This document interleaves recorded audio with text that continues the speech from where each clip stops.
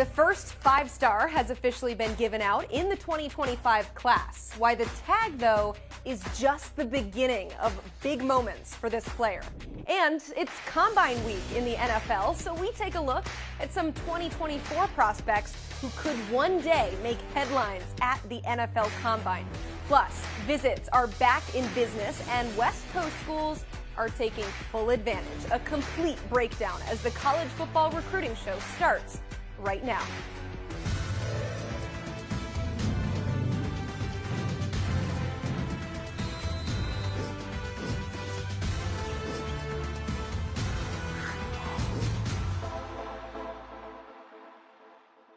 Alongside Blair Angulo, I'm Emily Proud. Please submit your questions in the chat. Our friend Steve Wiltfong, who's dealing with an illness, though, is in the chat right now, so feel free to ask him your questions. Only way you can do that, though, is by subscribing to the 24/7 Sports YouTube channel. Also, please like this video. Already have a bunch of likes. Would love to get to 100 by the end of the day. So you smash that like button, and we're going to hit the headlines. The first five-star of the 2025 class has officially been crowned. That honor goes to offensive tackle David Sanders. He is currently our #1 player, and if that sticks, he would be the first tackle to have that honor since Walker Little in 2017. Blair, how likely is Sanders to go wire to wire at that number? Emily, in terms of positional value, we'd have to think that only a quarterback or an edge rusher could unseat David Sanders. It's very rare that a player holds the top spot basically for 2 years, so I tend to think that it won't happen, but David Sanders certainly has a firm grip on that right now. A lot of time to go between now and then. Meanwhile, sticking with the big guys up front, four-star offensive lineman Packy Finau has locked in his first official visit. He told Greg Biggins that he will check out Arizona, and Washington is the other school that's recruiting him the hardest. Blair, what can you tell us about this prospect? He's a very promising interior line prospect with over 20 scholarship offers already to his name. 6'4", 265. He blocks like he's defending a vault. He loves to push through contact, and he's already been added to the 2024 Polynesian Bowl. So if you want to get a closer look at him, Emily, we'll see you in Hawaii next January. My ticket is purchased. More West Coast recruiting talk is ahead, but hey, another headline here. Corner Kenneth Wosley will make his commitment tomorrow right here on the 24/7 Sports YouTube channel at 5 o'clock. The Philly native is choosing between a few Big Ten schools, with Penn State being the crystal ball favorite early. Whoever gets him gets what? A defensive back who loves to hit. If you pop on his junior highlights, all you see is him, big hit, big loud tackle, and you have to wait about 2 minutes for him to make a play in coverage. His game is tailor-made for the Big Ten. Five-star defensive lineman David Stone is set to visit Aggie Land this weekend. He is the #4 overall player in the 2024 class and headlines a large group of prospects visiting Texas A&M over the next couple of days. Well, it's time now to welcome in national recruiting analyst and one half of the 24/7 Sports Football Recruiting Podcast. Cooper Patagna joins the show. Cooper, prospects are now able to meet with coaches, go on visits. So from your experience working in recruiting offices, what is this time of year like once the dead period ends? It's busy. I mean, it's always busy. You talk to coaches. We have Mario Cristobal on today on the College Football Recruiting Podcast, and it's 24/7. It's 365. The grind doesn't stop. You know, Andrew's been talking to college contacts all around the country, and it seems like that dead period really wasn't long enough. So it's really a lot going on in terms of being able for recruits to get back on campus, hit the ground running, and for a lot of these 24s, 25s, it's an opportunity to really meet with the staffs and get comfortable with them, as a lot of these guys now start to turn their attention really to the summer and start to set up some of those official visits that are going to play a big part in their recruitments.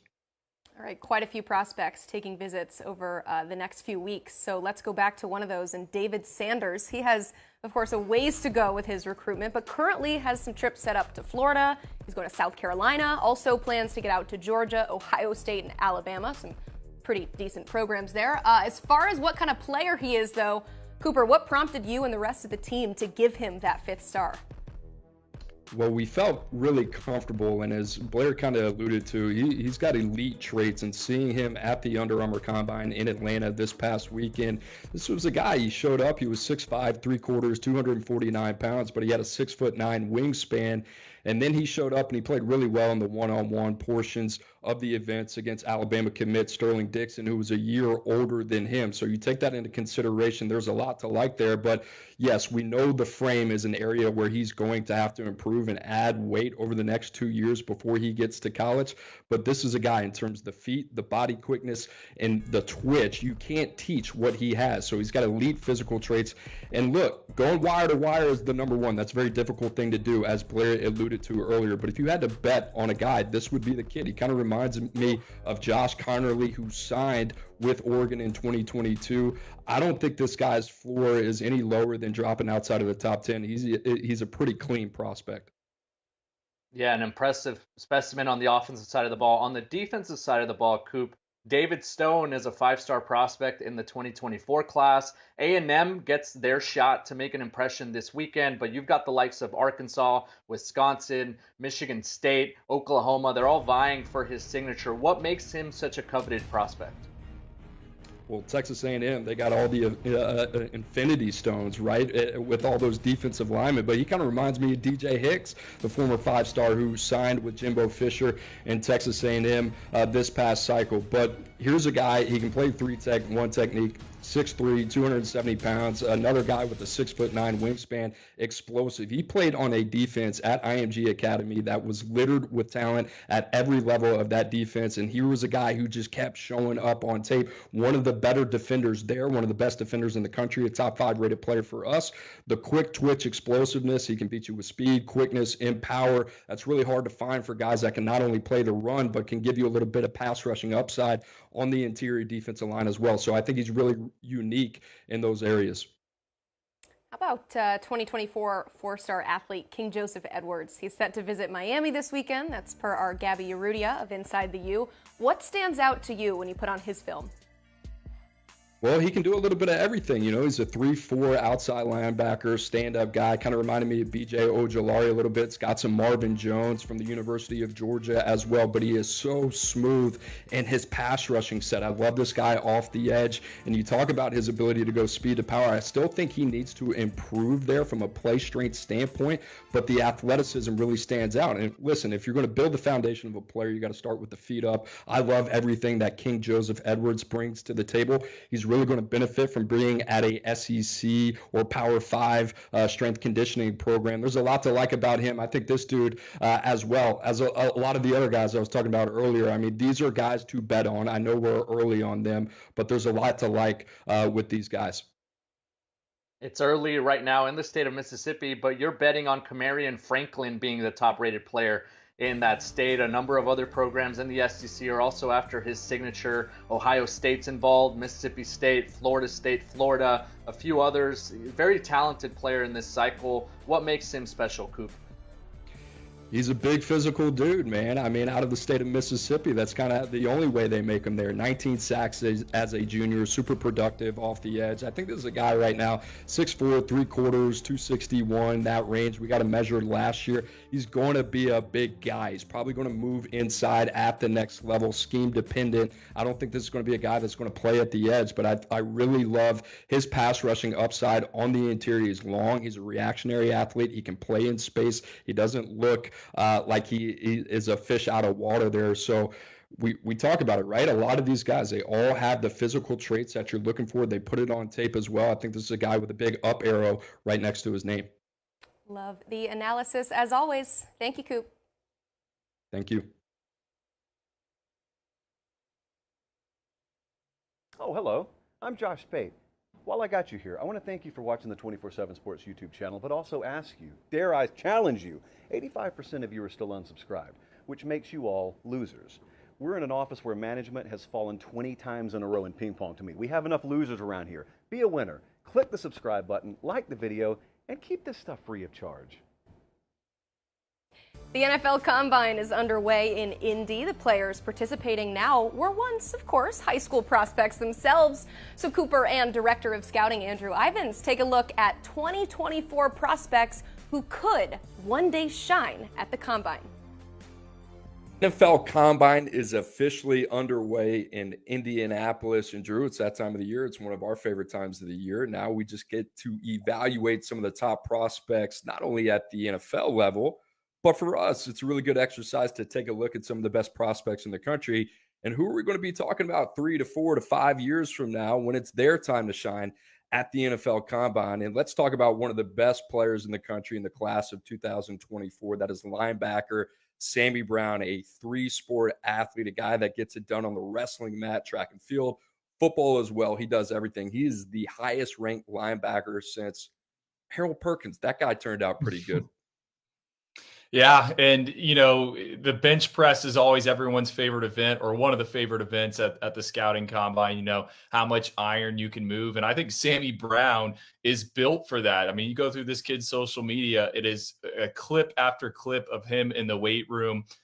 495-pound back squat for 3, 385-pound power clean. Actually, it's a full clean, squat clean. He gets all the way down there. Also a 365-pound bench press. He brought up that track and field background, Cooper. As a freshman, won a state title in the 400-meter dash. And that's a race where it's endurance and sprinter speed. They call it the quarter mile, the quarter horse. So Sammy Brown, to me, this is a guy we could be talking about a few years from now, kind of as a workout warrior. He's got the long blonde hair. He looks like he just belongs at the scouting combine out there, all rocked up, running around. So he's a guy with a ton of speed. I know you're a big fan of him. Two-way athlete, runs the football, ran for over, I think 10 yards per carry there as a junior. He's just a special talent, and it's easy to see why Ohio State, Georgia, Clemson, and all those schools are after him.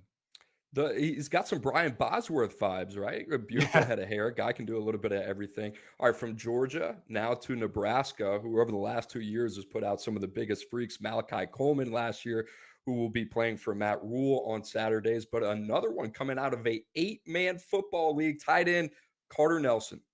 Yeah, I actually read a story. Nick Saban, I guess, watched Carter Nelson's film recently, and that was the first time Nick Saban had ever seen 8-man football. You put on the huddle, it's like, whoa, what's going on here? I know this. Carter Nelson is an elite athlete, 2-time state champ in the high jump. He's got a personal best of 7 feet. Also has a track background as well, 11:05 in the 100-meter dash. So let's say he gets to Indianapolis or wherever that scouting combine is going to be held in a few years. He's going to run well, right? We know he's going to jump well. And he's also a really, really good basketball player. I think over 60 varsity games, he's averaging 12 points, 8 rebounds, and 3.5 blocks. I mean, this guy is a rim defender. So one would think, tight ends, everyone talks about them being these specimens. They've turned into weapons on Saturdays. They've turned into weapons on Sundays. I mean, look, Travis Kelce with the Kansas City Chiefs there. Like, everyone is trying to find that tight end, that X factor. Carter Nelson, to me, looks like someone that could be that. And he's a guy that's going to get eyes from NFL scouts. Coop, you pair him with Malachi Coleman there in what we call Lincoln or Trait City, Nebraska. I mean, man, Matt Rule, he's going to have the makings of a future NFL roster pretty soon. Is there more of a Matt Rule profile than Carter Nelson and Malachi Coleman from what we've seen over the last 2 years? And how about coming out of the state of Nebraska? He doesn't have to go far for these dudes. So a good start for Matt Rule, especially if you can lock down one of the better tight ends in the country in the class of 2024. Drew, the last one, we're going to stay in the Midwest. Running back Gabriel Winovich out of the state of Michigan, already committed to Greg Schiano in Rutgers. This is a guy that kind of blew up the combine already at this level. I mean, he's a pretty dynamic dude at the running back position. Rutgers just with one player at this year's scouting combine, a punter. And as a producer, Lance loves to point out, the only punter invited, so he's a good one. But Schiano, he has a track record, right, of kind of finding these dudes, getting them to the next level. I mean, he coached in the NFL. He should know what it takes to play on Sundays. Gabe, when we go through our database, he's got the fastest short shuttle out there, broke 4 seconds in that event. And it wasn't some glitch, because a few minutes later at the same camp, he posted the fastest 3 cone time for any prospect in the class of 2024. This guy can change directions. He's just shifty. Plays a little running back on Friday nights. Coop, I wanted to ask you, where do you kind of project this kid? I know you watched the film. I kind of view him maybe as that H-back that can carry the football. He can lead block, catch some passes out of the backfield. An intriguing talent headed to Piscataway. I know you like him really kind of as a short yardage back, but I think he can do a little bit of everything. I mean, this is a guy already over 200 pounds. I think he'll probably play closer to 220 pounds, but he's shifty. He's really strong. He's comfortable in between the tackles and outside the tackles as well. So much to his game, and he kind of fits the Big Ten. I think for Greg Schiano and Rutgers, you're going to have a really hard time keeping this kid off the field. You talked about the utility, what he can do, not only in the running game, but in the passing game as well. Shoot, he plays as an edge on the defensive side of the ball as well. So he can do a little bit of everything. So a lot going on right now, the NFL Combine, that time of year in terms of postseason all-star events. Guys like this, Gabriel Winovich, Sammy Brown, and Carter Nelson that we're all highlighting because truth be told, if you're fast now, you're probably going to be fast 3 to 4 years from now. Keep an eye on these guys in college football over the next couple years. Be sure to check out the 24/7 Sports Football Recruiting Podcast with Andrew Ivins and Cooper Patagna. You heard Coop say earlier in the show, Mario Cristobal was the special guest on today's episode. Definitely want to listen to that. New episodes dropping every Tuesday, Wednesday, and Thursday, wherever you get your podcasts.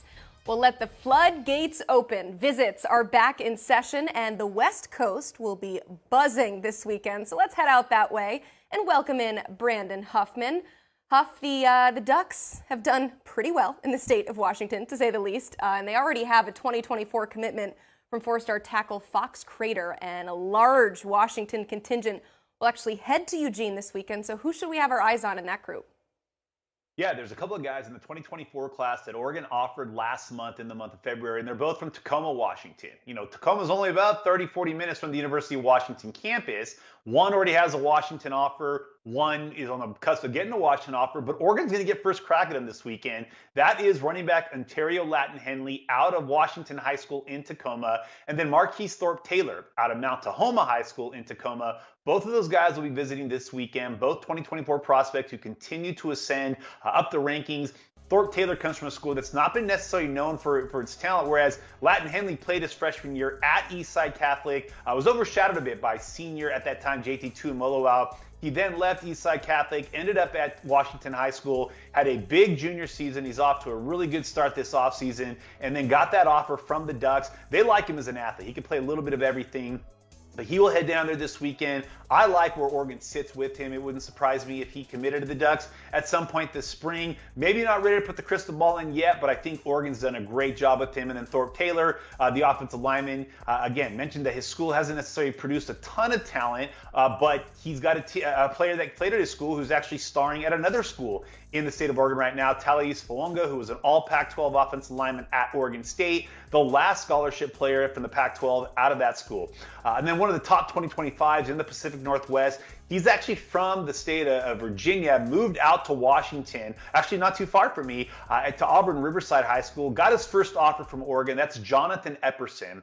Got his first offer from Oregon in the month of January. Since then, he's subsequently gotten 6 more offers from the Pac-12. He's not a West Coast guy. Like I said, he's from the East Coast, but he's starting to become much more warm to the West Coast, so the Ducks will get that first visit from him this weekend when he visits Eugene. Huff, the Ducks have really established themselves as a national recruiting power, and they keep stacking Pac-12 recruiting championship after Pac-12 recruiting championship. But I brought this up earlier this week that they continue to face coaching turnover, and they've lost some assistants. They've obviously lost their offensive coordinator this past offseason. How much impact do you see that having on their recruiting efforts moving forward? Well, Emily, you mentioned Fox Crater already being committed to the Ducks out of the state of Washington. Interestingly enough, he committed to Adrian Clem, who is now the offensive line coach for the New England Patriots. In the last 2 weeks, I talked to him 2 weeks ago, and in that time, he's added offers from Georgia, from Texas A&M. Auburn offered him yesterday. Oklahoma's getting him out for a visit next month. He is one of the early commits to the Ducks, but the loss of Clem, the coach that was primarily responsible for recruiting him, is definitely having an impact on Oregon. If you look at some of the offensive linemen that they've targeted, specifically, whether it's Fox Crater, whether it's Devin Brooks, the number 3 player in the state of Oregon, who's got Oregon in his top 3, the loss of Clem has been a bit of a blow, especially with those West Coast kids that Clem got on early. Now you see, Alik Terry, who's coming in. He gets started this month with Oregon. He didn't get a lot of in-person contact with these guys because he got hired in February. So now Oregon, even with their commits and even with some targets they were doing well with, they're kind of having to play catch up with these guys because Terry's got to build this relationship with them. So that's certainly something, Blair, to keep an eye on this offseason, is especially with the offensive line, where, that was a guy who had a strong presence on the West Coast. Some of the other coaches they've lost, with the exception of Kenny Dillingham, have not necessarily been West Coast guys, but Clem had a strong presence. We've seen the guy. He was a Pac-12 Recruiter of the Year 10 years ago when he was at UCLA. We know what kind of recruiting impact he has. And now at a place that's been a strength for Oregon recruiting in recent years, they're going with a younger, kind of an upstart there in Alik Terry now. So we'll see how that plays out for the Ducks. All right, guys, we are 7 likes away from 50. I think that's definitely reasonable considering we have twice as many people watching. Also, I'll remind you, a lot of great stuff's happening in the chat right now. You have to be subscribed to the channel. I kid you not. Steve Wiltfong writing, Sammy Brown likely ends up at insert school here. So you should hop in the chat and go check that out because some interesting nuggets are being dropped by our friend Steve Wiltfong. All right, USC hosting a few visitors this weekend. Trojans only have 1 commit right now in their 2024 class. So who are a few prospects on your radar as they set to visit Southern California this weekend? Yeah, they kind of got an interesting mix because they've got players from the Midwest come in. They've got players from Oklahoma and Texas. Then they got some players from Northern California and the Pacific Northwest. There's 2 major events in the Southland this weekend, major 7-on-7 events. And so that's going to bring a lot of out-of-state, out-of-region guys. But coming out includes the number 1 player in the state of Oklahoma, Xavier Sims, who's the number 1 prospect in Oklahoma in 2024, a top 10 defensive lineman nationally. He covets a USC offer, so he will be on campus this weekend. He's out of Durant, Oklahoma, not Kevin Durant, former Oklahoma City Thunder. Durant, Oklahoma product, Xavier Sims. And then they've also got a 4-star safety from Texas coming in Kenyon Kelly. Then they got a 2025 quarterback also from Texas who's really seen his stock rise. Got about nearly 20 offers, and that's Kevin Sperry. But then you look at Northern California and the Northwest, and USC actually landed the number 1 prospect in the state of Washington in the 2023 class when it was all said and done. Micah Banuelos out of Kennedy Catholic committed to USC, did it on this show. In fact, back in July, whenever it was, he ended up the number 1 player. Well, they're going back to the state of Washington to recruit in 2024, and they've got the top 2 players in the state in 2024, both who have USC offers, coming in this weekend for a visit. That includes the number 2 running back in the country, Jason Brown out of O'Dea High School. If you're a USC fan and O'Dea sounds familiar, that's where Taylor Mays, the former USC star safety, played. But Jason Brown has been one of the top recruits in the country since his freshman year when he had a breakout season during that spring COVID season. Brown visited last year around this same time, but he'll be back this weekend, and the Trojans are going to, try to add him. It's not a great running back class out west this year, but Brown is the best of that group, and so the Trojans are going to have their chance at him. He's already wearing the Cardinal and gold, as you can see in that uniform, so USC would love to pull him out west, or pull him down south from the Northwest. And then Braden Platt, who is the top 100 player in 2024. He's also one of the top shot putters in the country. He's the number 1 ranked shot putter in the country in 2024. He's a discus and javelin thrower as well, a junior Olympian, but football is where his bread is made. He helped his team make it to a state championship. USC was by to see him in January. They offered him during that time when they visited during the contact period. He will be down there this weekend for an unofficial visit, a 4-star player, already invited to the All-American Bowl, as is Jason Brown. Very tight with Jason Brown. They've been playing on the same youth team all the way through high school in 7-on-7. So both Platt and Brown will get their chance at USC. And then coming down from Northern California for a visit this weekend, it includes Carter Jackson, one of the top 2025 running backs.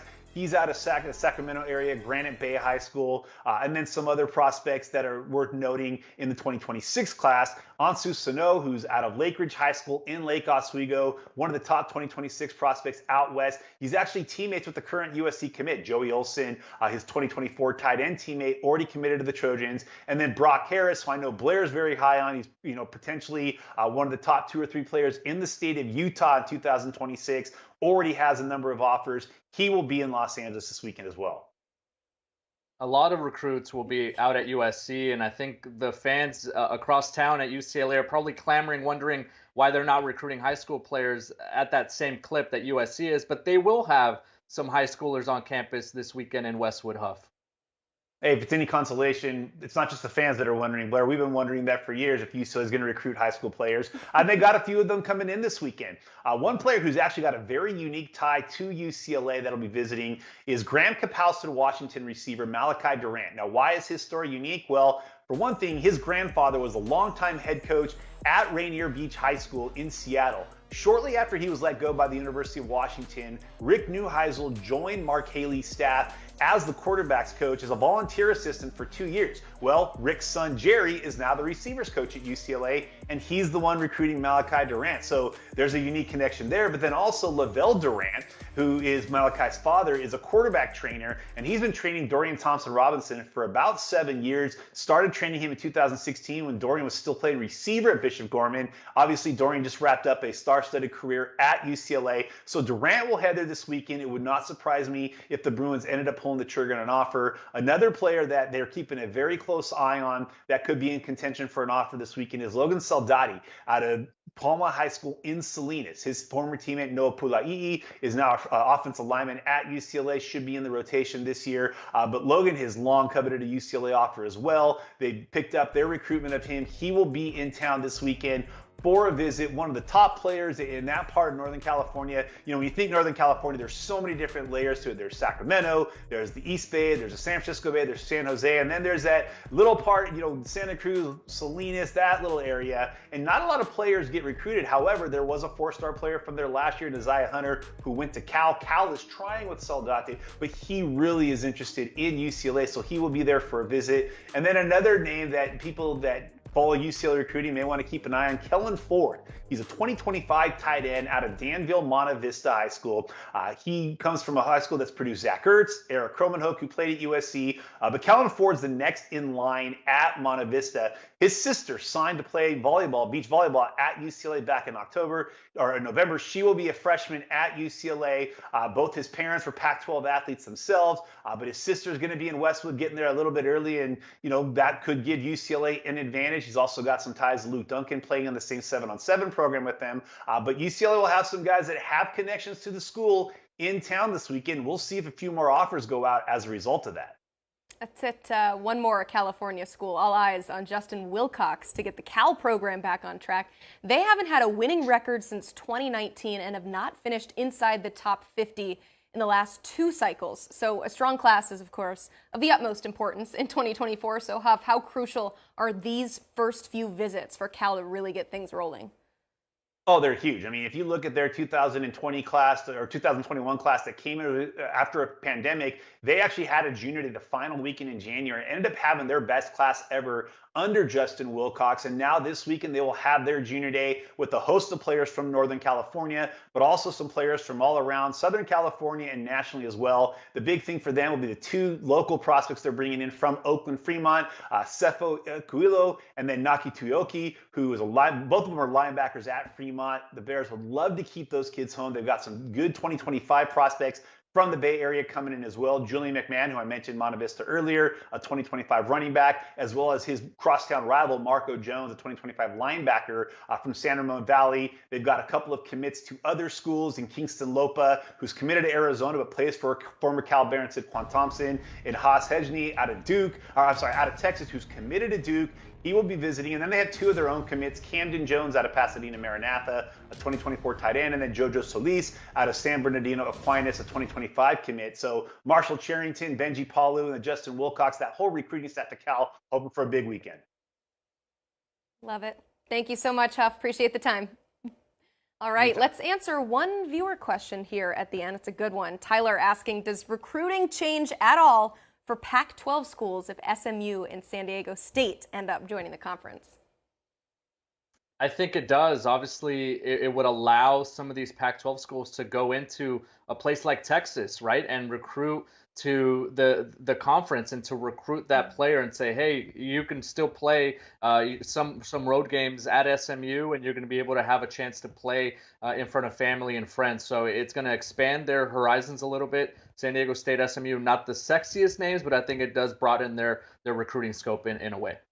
That's the theme of all of these conferences expanding, is that the recruiting has to expand along with them. Thank you so much for the time on today's show. For Blair Angulo, I'm Emily Proud, and this is the College Football Recruiting Show.